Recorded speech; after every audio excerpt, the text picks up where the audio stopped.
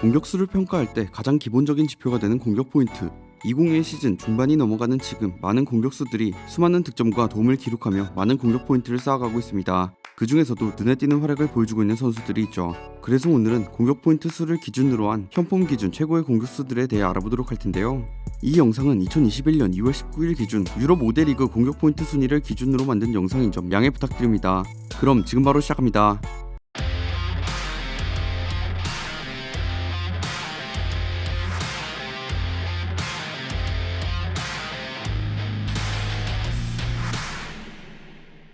공격 포인트 공동 7위에 오른 선수는 34경기 24골 4도움으로 28개의 공격 포인트를 기록한 모하메드 살라입니다. 살라는 이집트에서 축구를 시작해 이후 바젤, 첼시로 이적한 선수인데요. 첼시에서 큰 활약을 보여주진 못했고 피오렌티나와 로마 임대 후 로마로 완전 이적하며 포텐을 터뜨렸습니다. 로마에서는 스팔레티의 황태자로 불리며 큰 활약을 보여주었고 결국 프리미어리그에 리버풀로 이적했죠.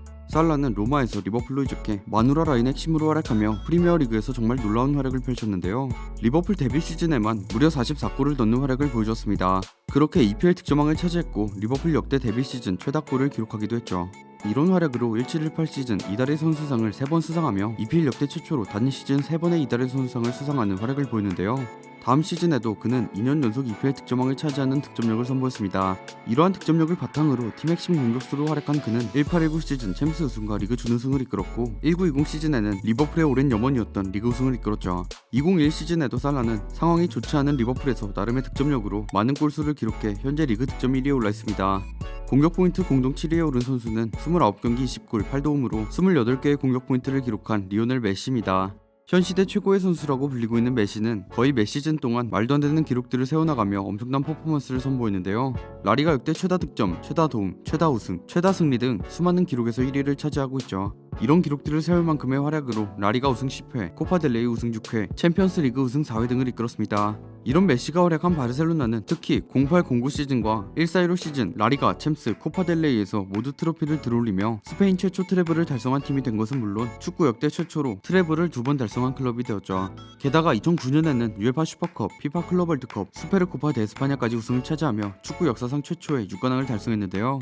2015년에는 UEFA 슈퍼컵, 피파 클럽 월드컵에서 우승을 차지해 5관왕을 차지했죠. 바르셀로나에서 이러한 활약을 선보인 메시는 발롱도르 6회를 수상하며 축구 역대 발롱도르 최다 수상자가 되었습니다.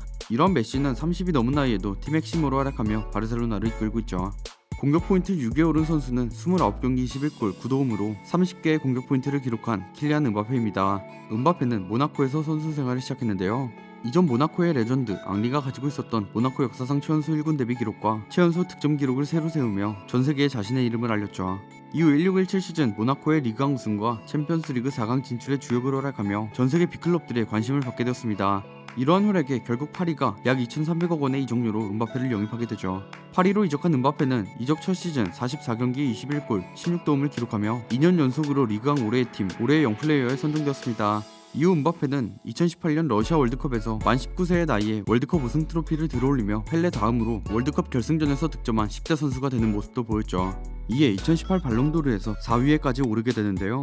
이후 다음 시즌 42경기 39골 15도움을 기록했고 1920 시즌엔 팀을 챔스 결승까지 이끌었습니다. 현재도 파리 핵심 선수로 활약하며 많은 득점을 기록하고 있죠. 공격 포인트 5위에 오른 선수는 35경기 18골 13도움으로 31개의 공격 포인트를 기록한 손흥민입니다. 손흥민은 분데스리가 함부르크에서 선수 생활을 시작해 이후 레버쿠젠을 거쳐 토트넘으로 이적했는데요. 토트넘으로 이적한 시즌인 15-16 시즌에는 리그 총 28경기에 출전해 4골 1도움을 기록하는 좋지 못한 모습을 보였습니다. 하지만 이내 빠르게 적응을 해냈던 손흥민은 이후 19-20 시즌 엄청난 활약을 선보였죠. 리그에서 30경기 11골 11도움을 기록했고 시즌으로는 41경기에 출전해 18골 12도움을 기록하며 자신의 커리어의 시즌을 보냈는데요. 게다가 손흥민은 19-20 시즌 16라운드 번리전에서 원더골을 기록하며 한국인 최초 푸스카스상까지 수상했습니다. 이후 2021 시즌 월드클래스의 기량을 선보이기 시작하죠. 리그 2라운드 사우스햄튼전에서의 포트트릭을 시작으로 기록적인 득점 행진을 보여줬는데요. 토트넘 소속 100골과 아시아 최초 PL 통산 100 공격 포인트 달성 등 수많은 기록들을 세워나갔습니다. 이후 손흥민은 유로파리그 32강 1차전에서 시즌 18호 골을 터뜨리며 31개의 공격 포인트를 달성해 한 시즌 개인 통산 최다 기록을 새로 작성했죠. 공격 포인트 공동 3위에 오른 선수는 36경기 21골 11도움으로 32개의 공격 포인트를 기록한 브루노 페르난데스입니다. 브루노 페르난데스는 스포르팅에서 1819 시즌 리그 33경기 20골 13도움, 1920 시즌 전반기 17경기에서 8골 7도움을 기록하는 뛰어난 활약을 선보이는데요. 이러한 활약에 결국 1920 시즌 겨울 이적 시장에서 맨유로 이적했습니다. 그의 이적은 이전 부진하던 맨유를 완전히 바꿔놓았죠. 혼자만의 힘으로 팀의 공격을 책임지며 이적 후 한 달 만에 프리미어리그 2월 이달의 선수상을 수상하는 활약을 선보였는데요. 이후에도 계속된 활약을 보여준 부페는 6월, 11월, 12월 이달의 선수상을 수상하며 이적 이후 1년도 안 된 시점에서 4번의 이달의 선수상을 수상합니다. 1년 동안 4번 수상은 프리미어리그 역사에서도 부페가 처음 달성한 기록이었죠. 이런 활약을 선보인 그는 2020년 1년 동안 29경기 18골 14도움이라는 엄청난 스탯을 기록했는데요. 이 스탯으로 프리미어리그에서 한 해 동안 가장 많은 공격 포인트를 기록한 미드필더가 되었습니다. 현재도 맨유에 없어서는 안 될 선수로 활약하며 맨유를 우승 경쟁권 팀으로 만들었죠. 공격 포인트 공동 3위에 오른 선수는 24경기 25골 7도움으로 32개의 공격 포인트를 기록한 엘링 홀란드입니다. 잘츠부르크에서 기록적인 득점 행진을 보여준 홀란드는 1920 시즌 겨울 이적 시장에서 도르트문트로 이적했는데요. 도르트문트로 이적한 홀란드는 적응 기간도 없이 이전의 득점 행진을 이어갔습니다. 결국 1920 시즌 챔피언스리그에서 도르트문트가 16강에서 탈락했음에도 불구하고 10골을 기록했고 15골의 레반도프스키에 이어 득점 2위를 기록했죠. 분데스리가에서는 15경기 13골을 기록하며 반 시즌만 뛰었음에도 분데스리가 득점 6위에 오르는 기염을 토했고 빅리그에서의 활약도 검증받았는데요.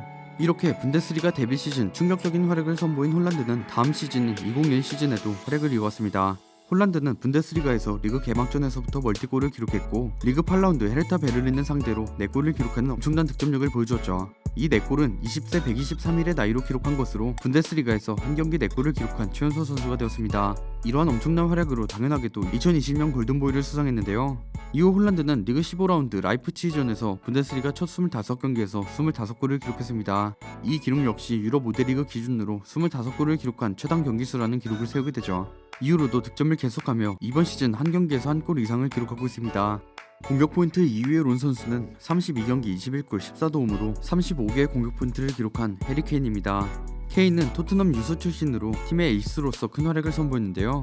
2021 시즌 역시 토트넘의 핵심 선수로 활약하며 압도적인 시즌을 보내고 있죠. 리그 2라운드 사우스햄튼전에서 무려 한 골과 4개의 도움을 기록하며 한 경기에 공격 포인트를 5개나 기록했습니다.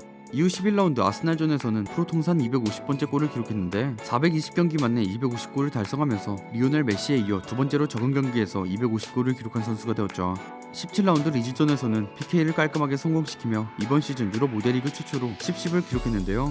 또한 케인의 16경기 10골 10도움은 EPL 역대 최단 경기 10 기록이었습니다. 그리고 케인은 리즈전까지 EPL에서 30팀을 상대했는데 이날 득점으로 자신이 맞붙은 팀과의 경기에서 모두 득점에 성공한 유일무이한 선수가 되었죠. 리즈전이 끝나고 케인은 시즌 17골 14도움으로 공격 포인트 31개를 시즌의 절반도 채 되기 전에 기록했는데요. 이후 16라운드 플럼전에서는 전반전에 선제 헤더골을 기록하며 개인 커리어 PL 통산 25골 헤더골로 역대 세 번째로 PL에서 머리, 오른발, 왼발 모두 25골 이상을 기록한 선수가 되었습니다. 공격 포인트 1위에 오른 선수는 29경기 30골 8도움으로 38개의 공격 포인트를 기록한 로베르트 레반도프스키입니다. 레반도프스키는 이전 시즌인 1920 시즌 전성기를 보냈다고 해도 과언이 아닐 만큼 역대급 폼을 보여줬는데요. 챔피언스리그에서 15골, 분데스리가에서는 34골, DFB 포칼에서는 6골로 3개 대회 모두 득점왕을 차지했습니다.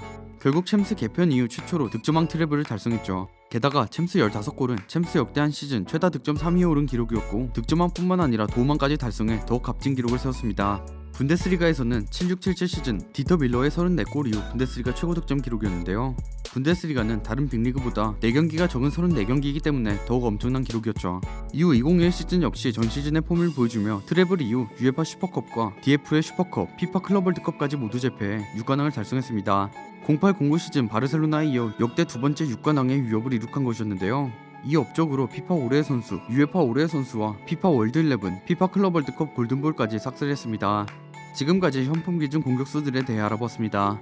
이 영상에 대한 여러분들의 의견이 있으시다면 댓글 남겨주시기 바랍니다. 저는 지금까지 월간베스트였습니다. 감사합니다.